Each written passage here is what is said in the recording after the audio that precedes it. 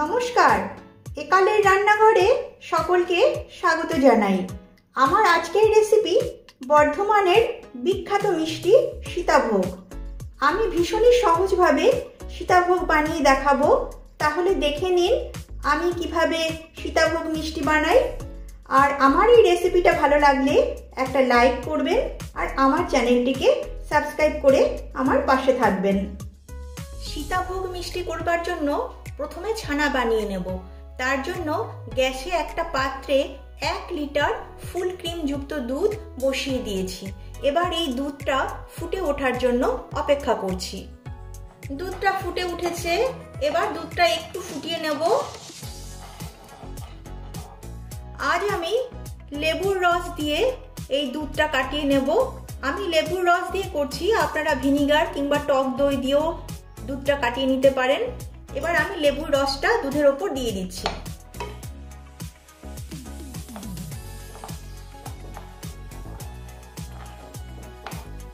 দেখুন ছানা কেটে গেছে। এবারে এই ছানাটা আমি ছেঁকে নেব। ছানা ছেঁকে নিচ্ছি। ছানাটা একটু জল দিয়ে ধুয়ে নেব। যেহেতু লেবু দিয়ে ছানাটা কাটিয়েছি, তাই লেবুর টক ভাবটা যাতে চলে যায় সেই জন্য ধুয়ে নিচ্ছি। এবারে জলটা ঝরিয়ে নেব। এইভাবে চিপে চিপে জলটা বার করে নিতে হবে যাতে ছানাতে জল না থাকে। এবার ছানাটা একটা থালায় নিয়ে নেব। এবারে ছানাটাকে গুঁড়ো গুঁড়ো করে নেব। এবারে এখান থেকে কিছুটা ছানা নিকুতির জন্য তুলে রাখবো। এবারে বাকি ছানাটাকে ভালো করে হাতের তালুর সাহায্যে চেপে চেপে মেখে মসৃণ করে নিতে হবে।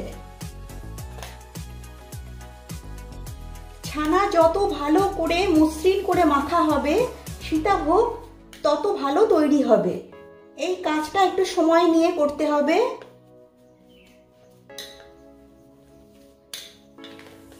দেখুন ছানাটাকে আমি 5-6 মিনিট ধরে খুব ভালোভাবে মেখে নিয়েছি। ক্রিমের মতো হয়ে গেছে ছানাটা। এবারে আমি এতে দিয়ে দিচ্ছি 2 চামচ বাসমতি চালের গুঁড়ো।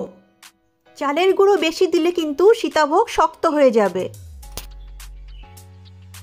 বাসমতি চালের গুঁড়ো দিলে সীতাভোগে একটা সুন্দর ফ্লেভার আসে। বাসমতি চালের গুঁড়োটা দেওয়ার পর আবারও ছানার সঙ্গে ভালো করে মেখে নেব।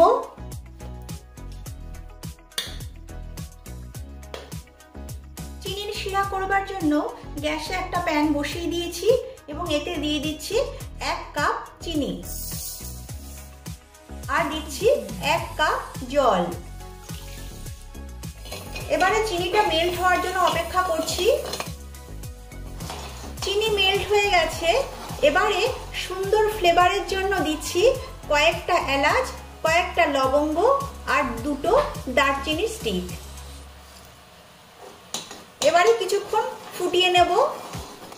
চিনির এই শিরাটা কিন্তু একতার বিশিষ্ট শিরা করবার দরকার নেই, জাস্ট একটু চটচটে আঠালো টাইপের হলেই নামিয়ে নিতে হবে। দেখুন চিনির শিরা রেডি হয়ে গেছে। আমি আপনাদের দেখিয়ে দিচ্ছি কোনো একতার বিশিষ্ট শিরা কিন্তু আমি তৈরি করিনি, একটু চটচটে আঠালো টাইপের হয়েছে। এবারে আমি এটা একটা অন্য পাত্রে নামিয়ে নিচ্ছি। এবারে চিনির এই শিরাটা আমি সাইড করে রাখছি। এবারে যে ছানাটা আমি নিকুতির জন্য তুলে রেখেছিলাম সেই ছানাটা একটা পাত্রে নিয়ে নিচ্ছি। এবারে এই ছানাটাকেও একটু হাতের তালুর সাহায্যে মেখে নেব। ছানাটাকে মেখে নিয়েছি। এবারে এতে দিয়ে দিচ্ছি 1/2 চামচ চিনি আর দিচ্ছি 2 চামচ গুঁড়ো দুধ,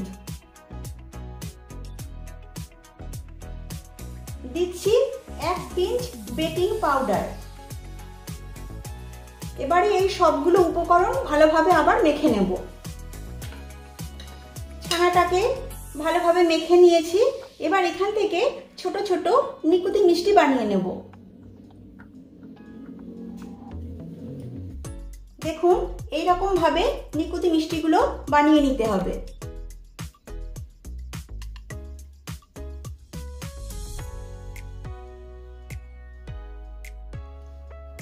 এইভাবে সমস্ত নিকুতি মিষ্টিগুলো বানিয়ে তারপর আমি আবার আপনাদের দেখাচ্ছি। দেখুন সবগুলো নিকুতি মিষ্টি তৈরি করে নিয়েছি। এবার এগুলো তেলে ভেজে নেব। এদিকে গ্যাসে একটা কড়াই বসিয়ে দিয়েছি এবং এতে পর্যাপ্ত পরিমাণে সাদা তেল নিয়েছি। তেলটা হালকা গরম হয়ে গেছে। এই হালকা গরম অবস্থায় আমি এই নিকুতি মিষ্টিগুলো তেলে ছেড়ে দিচ্ছি। তেল অতিরিক্ত গরম করে কিন্তু নিকুতিগুলো ছাড়বেন না, তাহলে নিকুতিগুলো কালো হয়ে যাবে।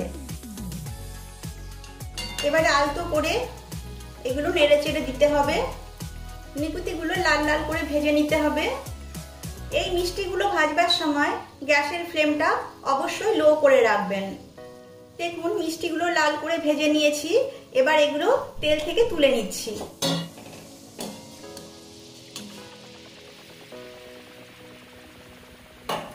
এবার আগে থেকে যে চিনির শিরাটা আমি তৈরি করে রেখেছিলাম তাতে আমি এই নিকুতি মিষ্টিগুলো ডুবিয়ে দিচ্ছি, দিয়ে একটু নেড়ে চেড়ে দিচ্ছি। এবারে সীতাভোগ মিষ্টিগুলো ভেজে নেব। তার জন্য সাদা তেল নিয়েছি। আমি সাদা তেলে সীতাভোগ মিষ্টিগুলো ভেজে নেব। আপনারা চাইলে ঘিতেও ভেজে নিতে পারেন। তেলটা হালকা গরম করে নিতে হবে। তেল বেশি গরম হলে সীতাভোগ লালচে কালার হয়ে যাবে। এখানে আমি একটা নেটের ছাঁকনি নিয়েছি। ছাঁকনিটা তেলের ওপর বসিয়ে দিচ্ছি, তাহলে সীতাভোগ খুব সহজেই তোলা যাবে।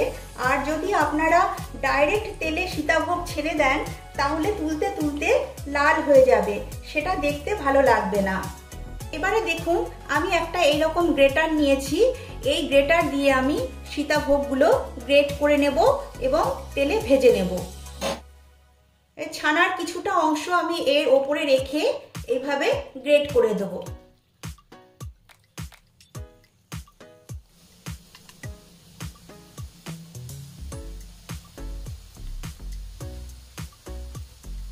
দেখুন এবারে হালকা আছে এগুলো ভেজে নিতে হবে। একটা চামচের সাহায্যে এইভাবে নাড়িয়ে দেবেন। দেখুন কত সুন্দর সীতাভোগ তৈরি করে নিয়েছি। এবারে এগুলো আমি যে শিরাটা আমি আগে থেকে রেডি করে রেখেছিলাম সেই শিরার ওপর ছেড়ে দিচ্ছি। আবারও আমি ছাঁকনিটা তেলের ওপর রেখে দিচ্ছি। একই রকম ভাবে আবারও আমি সীতাভোগ ভেজে নিচ্ছি।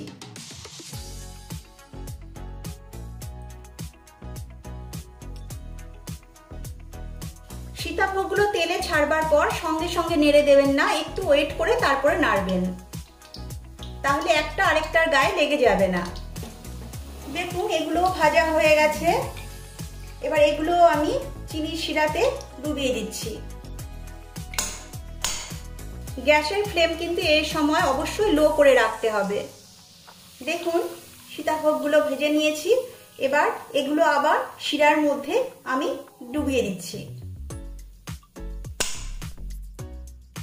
এইভাবে বাকি সীতাভোগ মিষ্টিগুলো আমি ভেজে নিচ্ছি।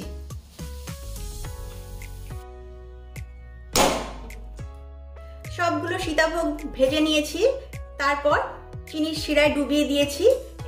এবারে হালকা করে নেড়ে চেড়ে দিচ্ছি।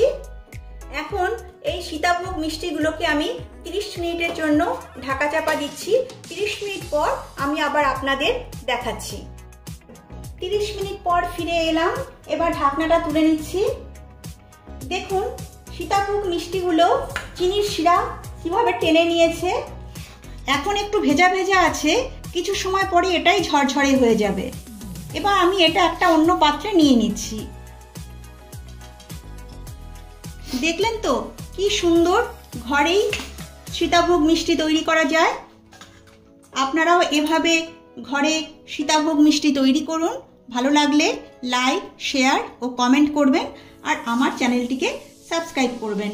নমস্কার।